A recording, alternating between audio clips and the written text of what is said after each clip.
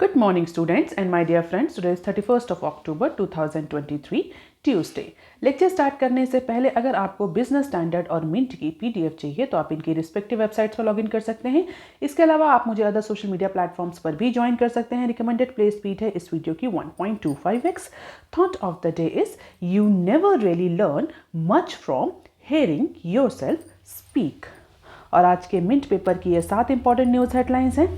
Business standard की 19 important news headlines हैं। हालांकि बिजनेस स्टैंडर्ड ने आज अपने 6 से 9 पेज नंबर पर केवल फाइनेंशियल समिट जो बिजनेस स्टैंडर्ड ने ऑर्गेनाइज कराई है उसकी न्यूज़ है, तो कोई बहुत ज़्यादा इंपॉर्टेंट न्यूज़ आज बिजनेस स्टैंडर्ड ने कवर नहीं करी है।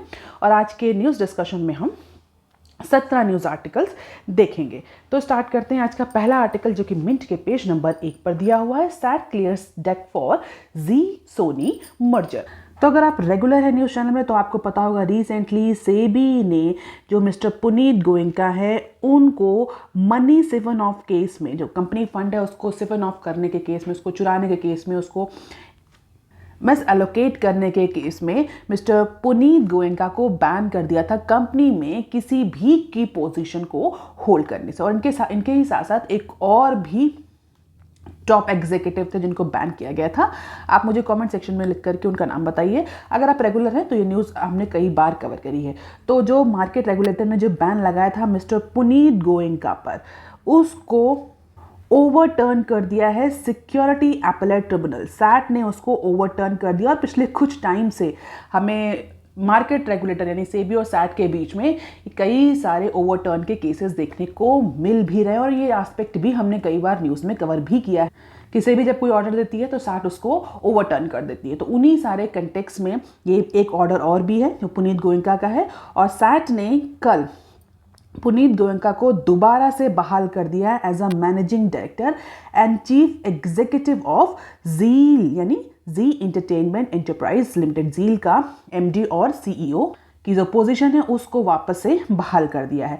और ये एक बहुत बड़ा हर्डल था जी और सोनी के मर्जर को लेकर के। तो ऐसा कहा जा रहा है कि after this order of security appellate tribunal, Mr. Goenka will take the position of MD and CEO and they will lead the proposed merger of these two entities यानी जी और सोनी के मर्जर को लीड करेंगे, जो कि बहुत टाइम से pending पड़ा था। हालांकि ये मर्जर जो है दिसंबर 2021 में अनाउंस किया गया था, लेकिन रेगुलेटरी अप्रूवल की वजह से और फाइनेंशियल क्रेडिटर्स के ऑब्जेक्शन की वजह से, क्योंकि स्पेशली जी प्रमोटर से देखने को मिल रहा था, उन 2 फैक्टर्स या कई सारे अदर फैक्टर्स की वजह से भी ये जो मर्जर था ये एग्जीक्यूट नहीं हो पा रहा था। तो फाइनली अब कहा जा रहा है कि after this order of SAT now this particular proposed merger may take place soon. और इस पर्टिकुलर मर्जर प्रपोजल को, जो कि जी और सोनी पिक्चर्स के बीच में, इसको फाइनल अप्रूवल भी मिल चुका है national company law appellate tribunal से 10 अगस्त को। तो जो लेंडर्स ने ऑब्जेक्शन रेज किया था, कौन कौन से लेंडर्स थे इंपॉर्टेंट जिन्होंने ऑब्जेक्शन रेज किया था? Axis finance, JC flower asset reconstruction company, IDBI bank, IMAX corporation, IDBI trusteeship. तो ये सारे लेंडर्स थे जिन्होंने एक्चुअली इस पर्टिकुलर प्रपोजल मर्जर को लेकर के अपना ऑब्जेक्शन रजिस्टर किया था और उसको लेकर के वो एनसीएलटी कहते हैं। एनसीएलटी ने फिलहाल के लिए इस मर्जर को अप्रूवल दे दिया था 10 अगस्त को ही। लेकिन उसके बाद जो की डायरेक्टरशिप थी मिस्टर पुनीत गोयनका और एक और इंडिविजुअल, उसको लेकर के जो सेबी के ऑर्डर आए थे उसके बाद से ये मर्जर जो था ये एक्चुअली में पेंडिंग पड़ा था। तो ऐसा कहा जा रहा है अब ये मर्जर जो है वो एग्जीक्यूट हो जाएगा सैट के डिसीजन के बाद, क्योंकि सैट ने सेबी का 14 अगस्त का जो डिसीजन था जहाँ पर मिस्टर गोयनका और मिस्टर चंद्रा को बैन किया गया था फॉर होल्डिंग एनी की पोजीशन इन एनी कंपनी, वो पर्टिकुलर ऑर्डर जो है वो सैट ने ओवरटर्न कर दिया। So this is all about the milestone और वी कैन से की point in the history of this proposed merger. और उसके बाद जो जील स्टॉक प्राइस हैं बीएससी में वो किस तरीके से फ्लक्चुएट किए हैं, you can just have the glimpse of it. अब देख लेते हैं article number 2 that is given on page number 1 of Mint paper. Vodafone Idea aims to secure funding by December end. हम सभी जानते हैं वोडाफोन आइडिया इसमें किस फाइनेंशियल सिचुएशन से गुजर रही है। एजीआर ड्यू इशू के बाद से जो 5G स्पेक्ट्रम है, 4G स्पेक्ट्रम के कई सारे इश्यूज आए, कई सारे मेजर्स भी लोगों ने, इंडिविजुअल एक्सपर्ट्स ने सजेस्ट किए कि गवर्नमेंट जो है वो एंटिटी होल्ड कर ले, कई सारे ऑप्शंस भी दिए गए, लेकिन इसके बावजूद भी बहुत ज़्यादा प्रोग्रेस हमें वोडाफोन आइडिया की फाइनेंशियल परफॉर्मेंस पर देखने को नहीं मिली।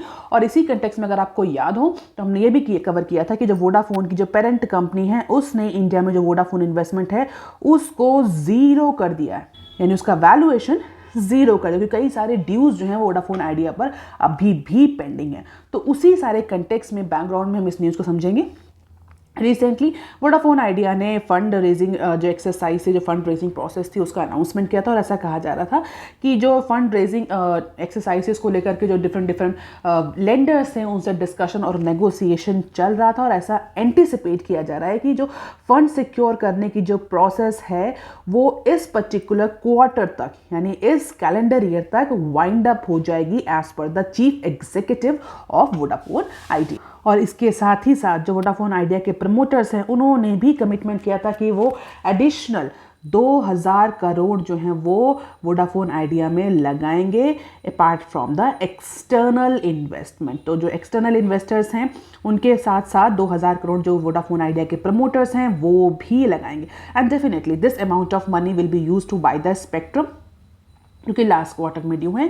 बैंक डेबिट जो है उसको क्लियर करने में, रीपे करने में ये जो फंड है वो यूज़ किया जाएगा। तो फाइनली ऐसा कहा जा रहा है कि जो डिस्कशन था, नेगोशिएशन था, वो अपने एडवांस स्टेज पर है, और बहुत जल्द ही इस क्वार्टर के लास्ट तक प्रमोटर्स से भी फंड रेजिंग हो जाएगी, और इसके अलावा जो एक्सटर्नल जो इन्वेस्टर्स हैं वो भी प्रॉबेबली वोडाफोन आइडिया में से टाई अप करेंगे to invest into Vodafone Idea. Let us see कि किस तरीके से वोडाफोन रिवाइव कर पाती है इस पर्टिकुलर सिचुएशन में।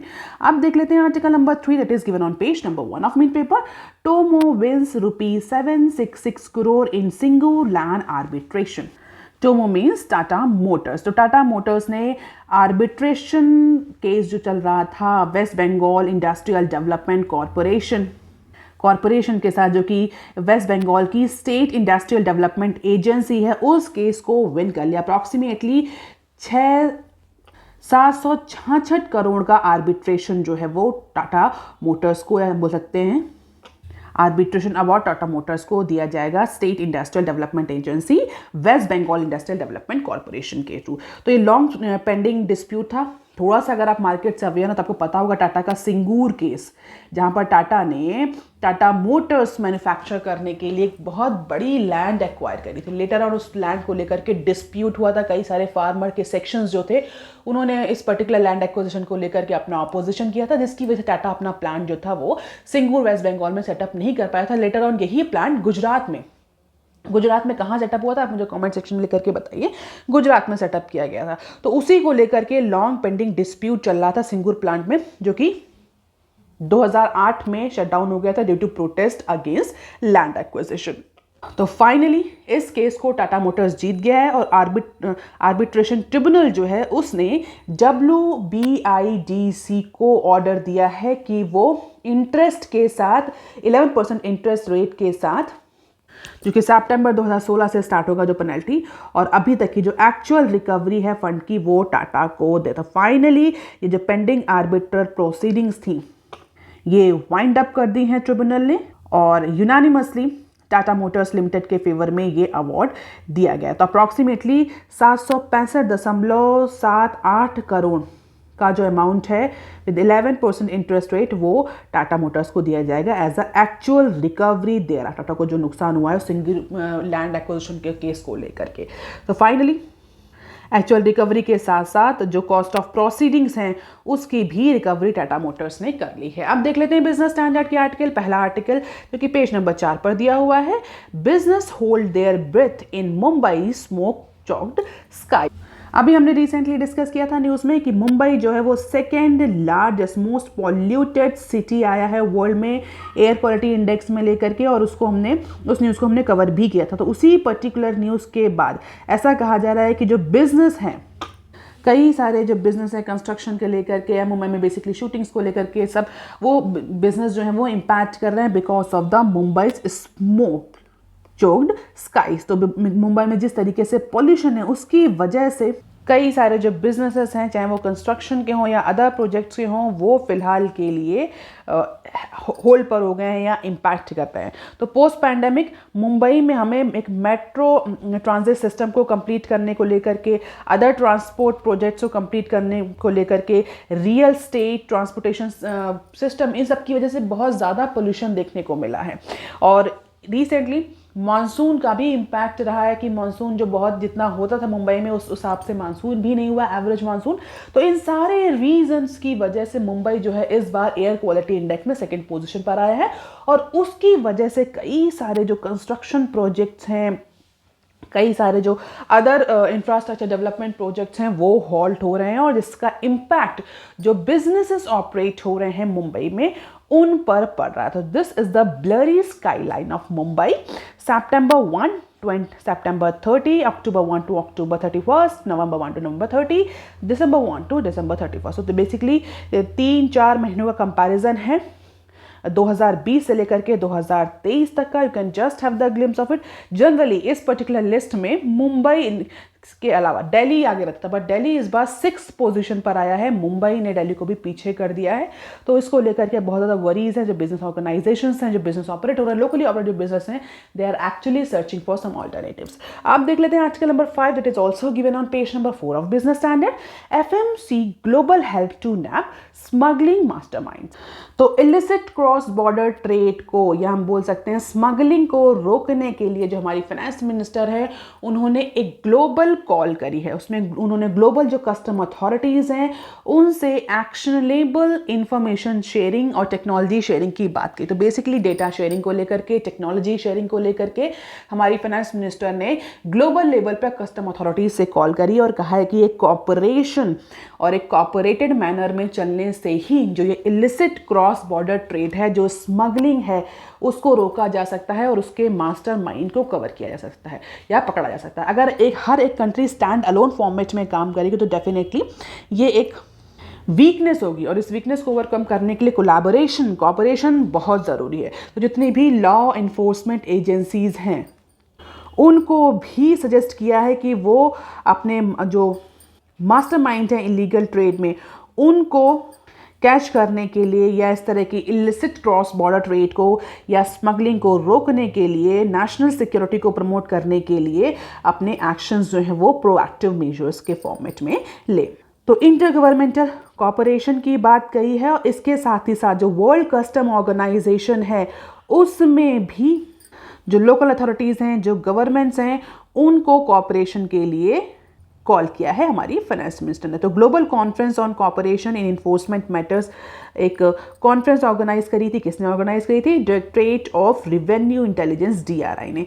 इसी पर्टिकुलर इवेंट में जो स्मगलिंग है, जो इलीगल ट्रेड है, उसके डेटा को प्रेजेंट करते हुए, उसके इम्पैक्ट को स्टडी करते, बेसिकली मेटल्स, नार्कोटिक्स और protected resources, specially marine life में जिस तरीके से इलिसिट ट्रेड होता है या स्मगलिंग होती है, उन सबको को हाईलाइट करते हुए हमारी फाइनेंस मिनिस्टर ने एक एक्शनेबल इंफॉर्मेशन शेयरिंग और टेक्नोलॉजी शेयरिंग की बात कही है ग्लोबल लेवल पे। हालांकि ये सिर्फ अभी एक कॉल है, हो सकता है लेटर ऑन इसके आगे हमें आगे आने वाले टाइम में इसको लेकर के कई सारे कन्वेंशंस, रूल्स या एग्रीमेंट्स भी देखने को मिले। आप देख लेते हैं बिजनेस स्टैंडर्ड के नेक्स्ट आर्टिकल। बेसिकली 6 से लेकर 13 तक जो आर्टिकल है वो बिजनेस स्टैंडर्ड की एक फाइनेंशियल समिट चल रही है उसको लेकर के हैं, और 6 से 9 तक के पेज नंबर में आज बिजनेस स्टैंडर्ड ने सिर्फ और सिर्फ अपनी फाइनेंशियल समिट से ही रिलेटेड न्यूज़ कवर करी है। तो बहुत कोई इंपॉर्टेंट न्यूज़ नहीं है। कई सारे एक्सपर्ट्स, इकोनॉमिस्ट जो हैं वो इस पर्टिकुलर इंडस्ट्रियलिस्ट इस पर्टिकुलर फाइनेंशियल समिट में, फाइनेंस समिट में पार्टिसिपेट कर रहे हैं, और उसी को लेकर के उन्होंने अपने अपने पॉइंट ऑफ व्यू प्रेजेंट किया कि इंडिया किस तरीके से आगे बढ़ रहा है अपने इकोनॉमिक फ्रंट पे, क्या क्या चैलेंजेस हैं, कौन कौन से की सेक्टर्स हैं।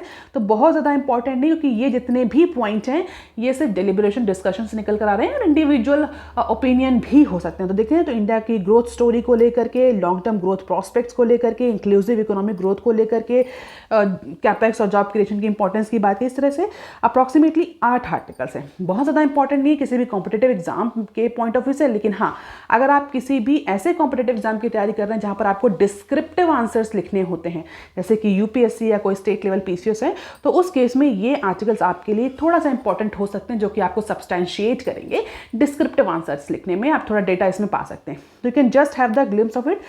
हम इस इन सारे आर्टिकल्स को बहुत ज़्यादा डिटेल में कवर नहीं कर रहे हैं, क्योंकि it will make the video more lengthy और बहुत ज़्यादा इंपॉर्टेंट मुझे ये आर्टिकल समझ में नहीं आते। आप देख लेते हैं some short news articles from Business Standard. Blackstone makes healthcare foray with $1 billion deal. तो US based private equity major जो Blackstone है, उसने मंडे को अनाउंस किया है कि उसने 72.5% स्टेक एक्वायर किया है। किसमें? क्वालिटी केयर इंडिया लिमिटेड में, QCIL में, जो बेसिकली एक नेटवर्क है which operate a network of care hospitals. और ये इन्वेस्टमेंट इतना ह्यूज, अप्रॉक्सीमेटली $1 बिलियन की ये डील है। और ऐसा कहा जा रहा है कि ब्लैकस्टोन के पूरे पोर्टफोलियो में this is one of the very important investment that Blackstone has done in case of India's health care services sector. तो 72.5% का स्टेक एक्वायर करते हुए अप्रॉक्सीमेटली 4,800 करोड़ में ये डील फाइनलाइज होगी, ऐसा मानना है एक्सपर्ट्स का। तो ये जो टॉप हॉस्पिटल्स की डील हुई है 2023 में, उसमें एक बहुत इंपॉर्टेंट डील है। हालांकि जो रिमेनिंग शेयर है QCIL में, दैट इज 27.5%, वो अभी भी TPG ही होल्ड करेगी। और अगर बड़ी बड़ी डील्स की बात करें तो मणिपाल हेल्थ एंटरप्राइजेस में टीमा शेख होल्डिंग्स ने इन्वेस्टमेंट किया है। इंदिरा IVF हॉस्पिटल्स में EQT AB ने इन्वेस्ट किया है। FV हॉस्पिटल में थॉमसन मेडिकल ग्रुप ने इन्वेस्ट किया है। मैक्सिविजन आई हॉस्पिटल में कॉर्डिया कैपिटल ने इन्वेस्टमेंट किया है। डॉक्टर अग्रवाल हेल्थ केयर में टीमा शेख ने। तो ये बड़ी बड़ी डील्स हमें देखने को मिली और इसी कंटेक्स्ट में ब्लैकस्टोन की डील भी है। तो एक बहुत ही सिग्निफिकेंट एंट्री है ब्लैकस्टोन की इंडिया के हेल्थ केयर सर्विसेज सेक्टर में। और डेफिनेटली हेल्थ केयर में इतना बड़ा फंडिंग भी इंडिया के हेल्थ केयर इंफ्रास्ट्रक्चर को इंप्रूव करेगा। आप देख लेते हैं next clip. NCLT judicial member resign after SC revoke. तो रिसेंटली फिनोलेक्स के केस हमने कवर किया था, जहां पर जिस केस में सुप्रीम कोर्ट ने जो NCLT के मेंबर, NCLAT के जो मेंबर्स हैं मिस्टर राकेश कुमार, उनको नोटिस दिया था कि why not contempt of court action should not be initiated against him.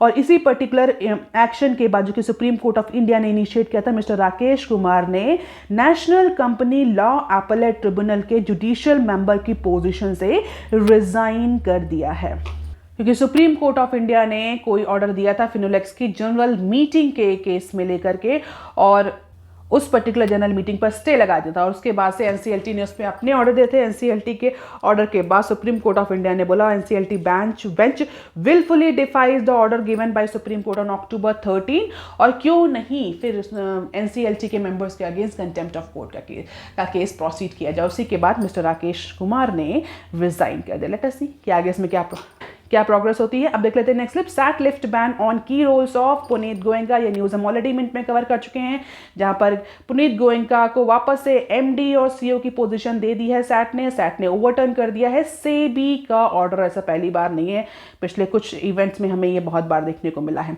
अब देख लेते हैं next clip. TaMo wins ₹766 crore plus interest at 11% for losses in Singur. ये न्यूज़ भी हम आगे अपने उसमें कवर कर चुके हैं, जहां पर टाटा जो है वो वेस्ट बंगाल गवर्नमेंट की अगेंस्ट केस जीत चुका है और अप्रॉक्सीमेटली 666 करोड़ की पेनल्टी जो है वो अब वेस्ट बंगाल गवर्नमेंट को पे करनी पड़ेगी। So that is all for today students. Please like share and subscribe. Thank you. Have a nice day.